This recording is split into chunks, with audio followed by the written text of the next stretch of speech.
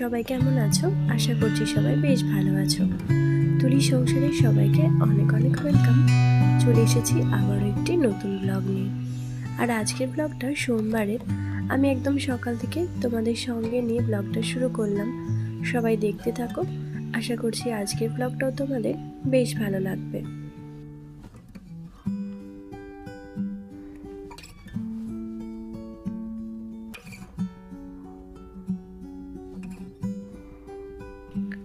তো এখন ওই যে ইন্দুসোনা স্কুল বেরিয়ে গেছে আর ওই 7:20 এরকম বাজে।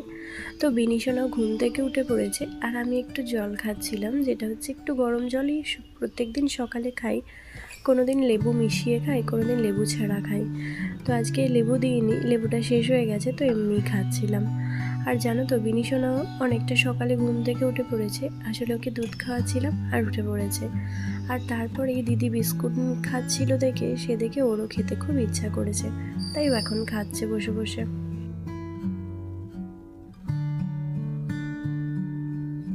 তো যেহেতু ও ঘুম থেকে সকাল সকাল উঠে পড়েছে, তাই এই ঘরের বিছানাটা আজকে আগে গুছিয়ে নেব। না হলে জানো তো একটু দেরি হয়ে যায় প্রত্যেক দিনই। আসলে দেরি হয়ে যায় বলতে, ও যখন ঘুম থেকে ওঠে তারপর আমি বিছানাটা পরিষ্কার করি, তো সেই করতে গিয়ে একটু দেরি হয়ে যায়।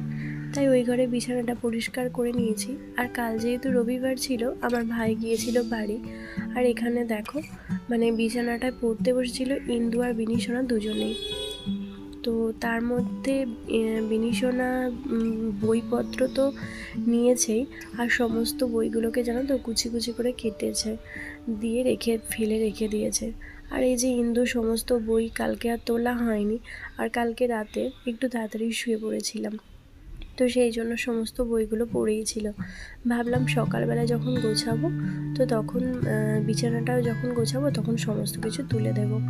আর আজকে সকালে যেহেতু স্কুল গেছে, ওই জিনিসপত্র সব নিয়ে চলে গেছে, তো আমি সেই ফাঁকে আমার এখন আর সেরকম মানে ঘরটাও গোছানোটাই কাজ, তো সেগুলো করে নিচ্ছি। আর তারপর যখন কাজের দিদি আসবে, সে তখন ঘরটার ঝাড় দেওয়া মোছা পরিষ্কার সেই সমস্ত কিছু করবে।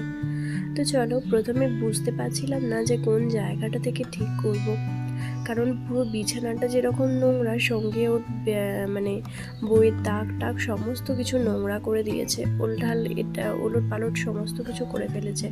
তো সেটাই ভাবলাম যে আগে বিছানাটা তুলে নিই, মানে বিছানাটা আগে পরিষ্কার করে নিই, আর তারপর ওই বইয়ের যে তাকটা সেই জায়গাগুলো পরিষ্কার করব, আর সমস্ত কিছুটাই।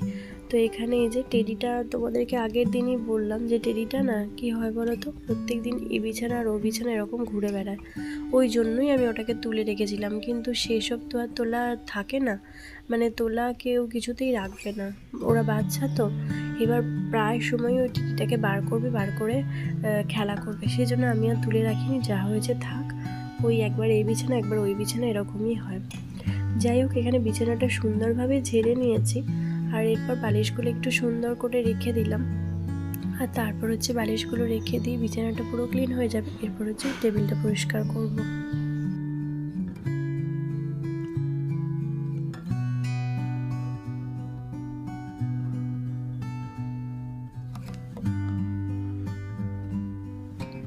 আর এর মাঝখানে এই জিনিসগুলো দেখো, এটা হচ্ছে আমার বিনিসোনার ছোট্টবেলার তোয়ালে। তো যখন ও হয়েছিল তখন এই রকমই দুটো সেটের তোয়ালে মানে আমাদেরকে একজন গিফট করেছিল, আমাদের মানে খুবই কাছের মানুষ, সে গিফট করেছিল ওকে। তার সঙ্গে অনেক কিছু জিনিস গিফট করেছিল, তো এই দুটোও ছিল। আর এই টুপিটাও মানে বিনিসোনারই। তো এই জিনিসগুলো না আমি কালকে আলমারিটা একটু খুলেছিলাম, তো এই দুটো জিনিস দুজনে মিলে বার করে নিয়ে পরে বসেছিল। তো কালকে আর ঢোকানো হয়নি, মানে সন্ধ্যাবেলার দিকটা। তো এখন ভাবলাম যে না, গুছিয়ে সুন্দর করে ভরে রেখে দিই। আর তারপর এই যে এই সমস্ত কাজে চলে এসেছি, বইপত্রগুলো একটু ঠিকঠাক করে গুছিয়ে নেব। আর জানো তো, এখানে প্রচুর মানে অন্য খাতা, মানে বাজে খাতা যেগুলো ইউজ হয় না, সেই সমস্ত কিছু পড়ে আছে। ভাবছি সেই সমস্তগুলো একটু আলাদা জায়গায় রেখে দেব, তাহলে সুবিধা হবে। মানে অন্য জায়গায় রেখে দিলে যেগুলো শেষ হয়ে গেছে সেগুলো বার করে নেব, তারপর যেগুলো প্রয়োজন হয় না সেগুলো অন্য একটা উপরের একটা স্টোররুম আছে, ওর মধ্যে রেখে দিয়ে আসবো, তো ভালো হবে। তে এখানে ওখানে গড়াগড়ি না খেয়ে একটা জায়গা মতো জায়গায় থাকবে, তো তার ফলে কিন্তু অনেকটা সুবিধা হবে। এই যে বইপত্র আর খাতা, বড় বড় যে খাতাগুলো আছে সেগুলো একটু গুছিয়ে নিলাম, সঙ্গে বইপত্রগুলো একটু গুছিয়ে রেখে দেবো।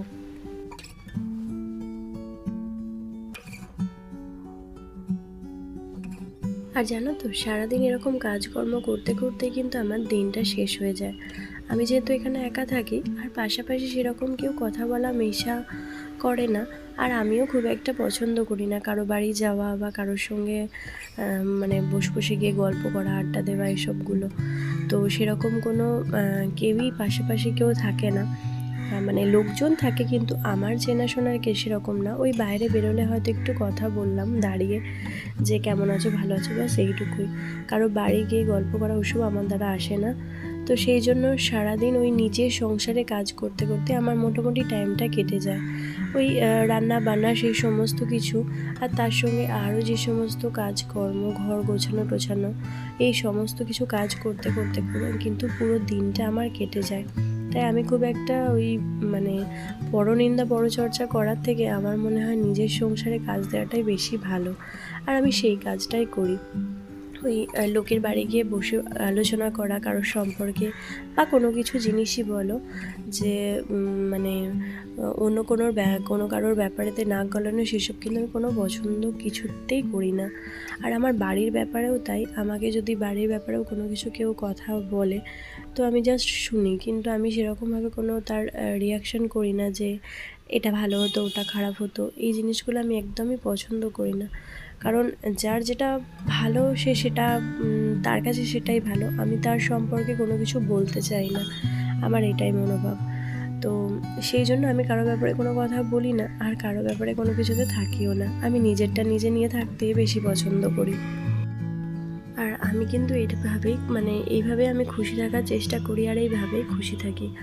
আর ওই যতটুকু ফোনে কারোর সঙ্গে কথা হলো, যেমন আমার মা আছে, দিদিরা আছে, তারপর শ্বশুরবাড়ি আছে, আত্মীয় স্বজন সবাই আছে, যে যেটুকু ফোন করে ফোনে কথা বলি, ব্যাস ওইটুকুই। মা তো দিনে 2-3 বার ফোন করে, মাও ফোন করে, সঙ্গে শাশুড়ি মাও কিন্তু দিনে 2-3 বার ফোন করে, তো ওদের সঙ্গেই বেশি কথাটা হয়। আর দিদিরা হয়তো করলো একবার ফোন, তো সেরকম কথা হলো। আর ওই রিলেটিভ বলো বা কোনো বন্ধু বান্ধব, সেই সমস্ত কিছু বলে মাঝে মধ্যে ফোন করলে কথা হয়, এইটুকুই। ওই কারোর সম্পর্কে আলোচনা করে সেই সমস্ত কিছু আমি একদমই পছন্দ করি না, আর একদমই ভালো লাগে না। নিজেরটা নিজে থাকাটাই মনে হয় আমার সব থেকে ভালো।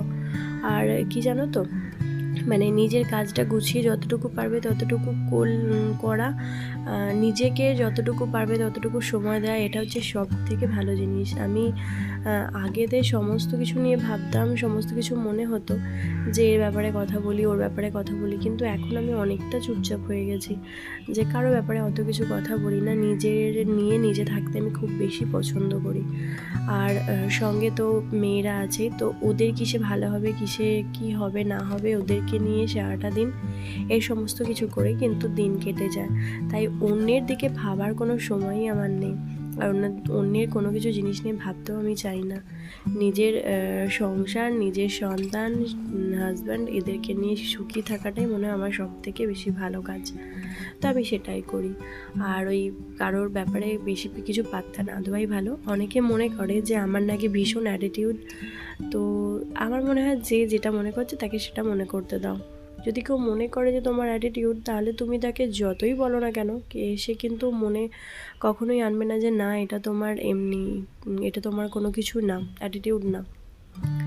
তো সকলকে সব কিছুটা বোঝানোর কোনো প্রয়োজন নেই। যে যতটুকু বোঝায় সে ততটুকু এমনি বুঝবে, যা ভালো বোঝায় সে ভালো বুঝবে, যা খারাপ বোঝায় সে খারাপ বুঝবে। তো সেই সমস্ত জিনিস নিয়ে অন্ত ভাবার কোনো প্রয়োজন নেই। যাই হোক, এখানে দেখো তোমাদের সঙ্গে গল্প করতে করতে কিন্তু আমার বইয়ের একটা সুন্দরভাবে গোছানো হয়ে গেছে। আর ওই যে আমার বিনিশোনা বই খাতাপত্র নিয়ে এখন লিখবে, তাই পেন চাইছে। তো এত সুন্দর লেখে না, একদিন ওর ডায়েরিটা তোমাদেরকে অবশ্যই দেখাবো, দেখবে কি সুন্দর। হাতে লেখা পারে না, কিন্তু একটা লাইন ভর্তি করে যে লেখাটা, একটা হিজিবিজি আঁকাটাও যে এত সুন্দর করে যে কি বলবো। আর এই কম্পিউটার টেবিলটা একটু মুছে দিচ্ছি, কেন বলো তো? কম্পিউটার টেবিলটা না ইন্দুর কাজ কি, ওই রং টং কোনো কিছু করবে তুলি নিয়ে, তো সেই সমস্ত কিছু এই টেবিলটার ওপর করবে আর টেবিলটাতে লাগাবে। তো কয়েকদিন ধরেই ওকে বলছি যে রং তো করেছিস, সেই সঙ্গে টেবিলটা সুন্দরভাবে মুছে দিবি মানে ক্লিন হয়ে যাবে, কিন্তু ও সেটা কোনো মতেই করেনি, সেই জন্য এরকম নোংরাই হয়ে আছে। তাই আমি আজকে যখন দেখলাম যে এই জায়গাটা পরিষ্কার করছি, তো যাক ভালো করে এই জায়গাটা মুছেও দিই, তাহলে বেশ সুন্দর থাকবে। আর এই কৌটোর মধ্যে খুব একটা জিনিস থাকে না, ওই মানে দরকারি কোনো জিনিসই থাকে না, অদরকারি জিনিসগুলো ওর মধ্যেই ভরে রেখে দিই, ফেলি না কিছু, রেখেই দিই।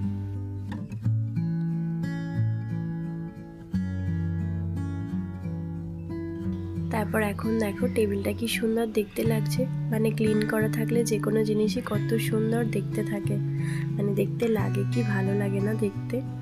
তো যাই হোক, আমি স্নান টান করে চলে এসেছি রান্নাঘরে, আর রান্নাঘরে এসে এবার রান্নাটা বসিয়ে নেব। আজকে সেই চিংড়ি মাছগুলো রান্না করব। আর প্রথমেই জানো তো, চিংড়ি মাছগুলো আমি এসে সিদ্ধ করে নিয়েছিলাম। তোমরা তো অনেকেই জানো যে আমি একটু চিংড়ি মাছগুলো সিদ্ধ করেই রান্না করি, তাহলে কিন্তু খেতে ভীষণ সুবিধা হয়। আর তোমরাও পারলে এরকমভাবে রান্না করবে, চিংড়ি মাছটা সিদ্ধ করে খোসাটা ছাড়িয়ে নিয়ে, দেখবে খুব সুন্দর সিদ্ধটা যেমন হয়, আর সেরকম খোসাটা ছাড়িয়ে নিলে খেতে কিন্তু বেশ ভালোই লাগে।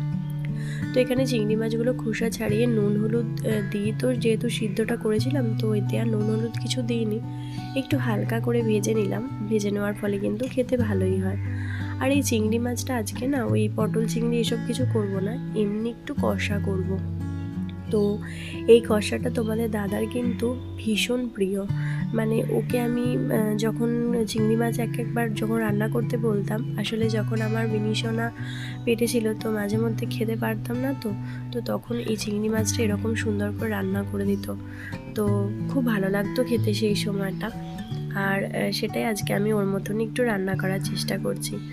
তো এই যে কিছুই না, চিংড়ি মাছটা সিদ্ধ করেছিলাম, সেটা একটু হালকা করে ভেজে নিয়েছি, আর কড়াইতে ওই একটুখানি জিরে দিলাম, গোটা জিরে, শুকনো লঙ্কা আজকে আর দিইনি, আর সঙ্গে একটু বেশি করে রসুন দিলাম।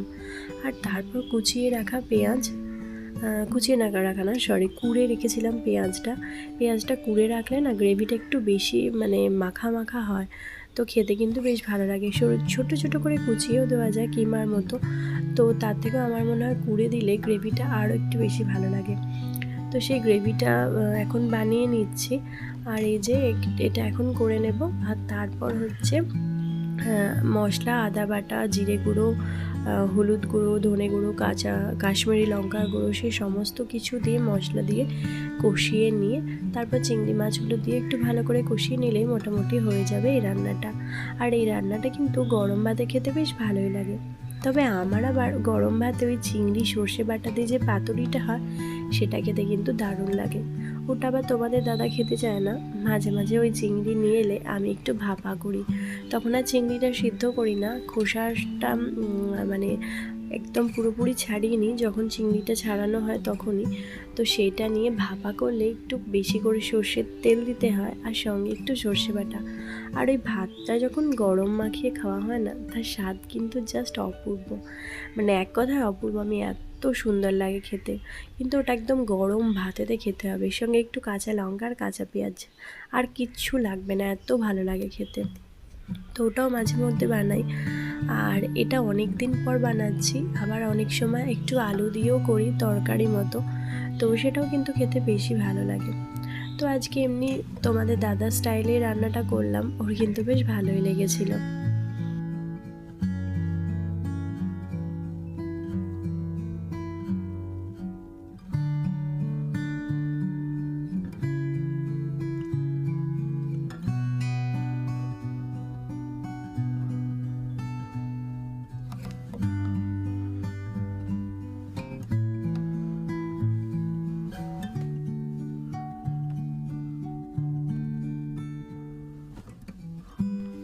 এখানে দেখো সমস্ত মশলা দিয়ে কষানো হয়ে গেছে, এরপর চিংড়ি মাছগুলো দিয়ে দিচ্ছি।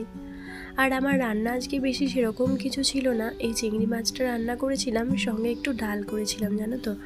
আসলে ডাল ছাড়া বাড়িতে ওই যে আমার বাচ্চা দুটো আছে, ওরা তো ডাল চাই, সঙ্গে ওদের বাবারও ডাল চাই, ওরা ডাল ছাড়া খেতে পারে না। আমি আবার ডাল খুব একটা পছন্দ করি না, তো তাও মাঝে মধ্যে খাই না সেটা না, কিন্তু ওরা একটু বেশি পছন্দ করে ডাল, তো সেই জন্য। আর বিনিশোনা তো একদমই ছোট, তো ওকে মাঝে মধ্যেই ডাল তো করে দিতেই হয়। যদিও চিংড়ি মাছ আমার বিনিশোনা সোনাকে চিংড়ি মাছ বলো, ইলিশ মাছ, পমফ্রেট মাছ, এই মাছগুলোকে খাওয়াই না। কারণ এগুলো সামুদ্রিক মাছ তো তো এগুলো এখনও ওকে খাওয়াই না, ভয় লাগে আমার। যদি পেট খারাপ হয়ে যায় তো তখন সমস্যায় পড়ে যাব। আর এমনিতেই তো ওর এখন এমনি পেট খারাপ হয়েছে, তো সেই জন্য ওকে সেরকম এগুলো খাওয়াই না। আর ইন্দু সোনার তো এখন স্কুল, ও যদি দেখতো না মানে যে আমি চিংড়ি মাছ রান্না করছি, ও এসে কিন্তু খেতে শুরু করে দিত। কিন্তু এখন যেহেতু স্কুলে গেছে, ও স্কুল থেকে আসার পরেই খাবারটা খাবে। আর এখানে দেখো তোমাদের সঙ্গে গল্প করতে করতে আমার কিন্তু চিংড়ি মাছটা রান্না হয়েই গেছে। আর চিংড়ি মাছটা খেতে কিন্তু বেশ ভালো হয়েছিল, মানে আমি নিজে রান্না করেছি আর নিজেই গুণগান করছি সেটা কথা না, কিন্তু তোমরা এই খাবারটা একবার বানিয়ে দেখবে, খেতে কিন্তু সত্যি বেশ ভালো লাগবে।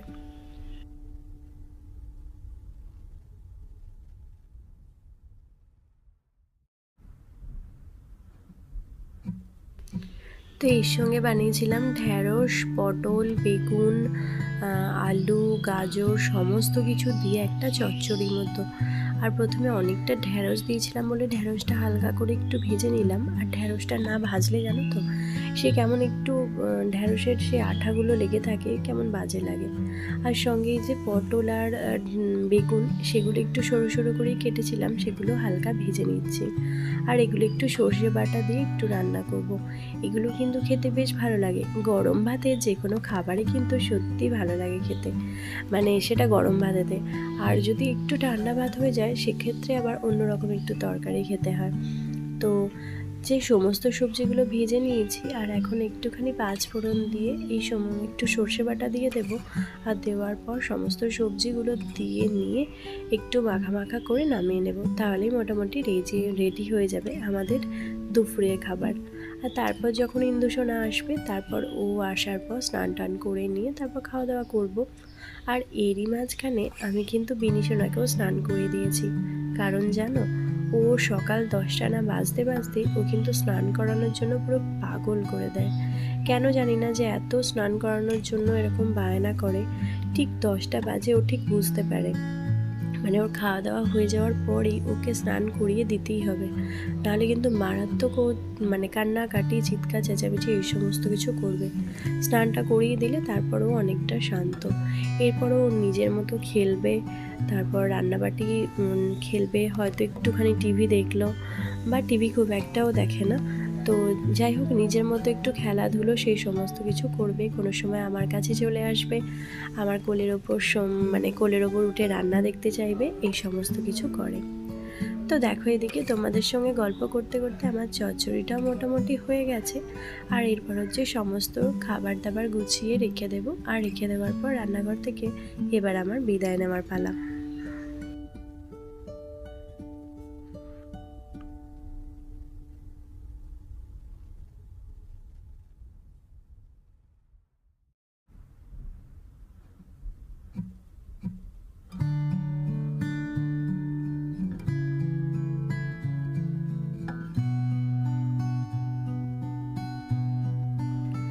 তো দুপুরে খাওয়া দাওয়ার পর আমি আজকে আর একটু ঘুমাইনি জানো তো, কারণ মেঘলা করে এসেছিল আর ওই ঝিমঝিম করে বৃষ্টি পড়ছে, সেই জন্য আজকে আর ঘুম হয়নি। তো দেখলাম বাইরেতে এই যে কি সুন্দর ফুলগুলো ফুটেছে, ভাবলাম তোমাদের সঙ্গে একটু শেয়ার করি, তোমাদের বেশ ভালো লাগবে। দুটো স্টিক রজনীগন্ধা উঠেছে, সঙ্গে একটা হলুদ রঙের জারবেরা, আর একটা হলুদ রঙের একটা জবা ফুল। চলো সেটাও দেখাই তোমাদেরকে, এত সুন্দর দেখতে লাগছে যে কি বলবো। সব কিছু মিলিয়ে বাগানটা কিন্তু বেশ ভালো লাগছে, আর বৃষ্টি পড়লে বাগানের মানে গাছের যেন আলাদা একটা রূপ ফুটে ওঠে। তো চলো বন্ধুরা, আজকের মতো ব্লগটা এখানেই শেষ করছি, বাগান দেখাতে দেখাতে। দেখা হবে তোমাদের সঙ্গে আবারও নতুন ব্লগে, ততক্ষণের জন্য সবাই ভালো থেকো।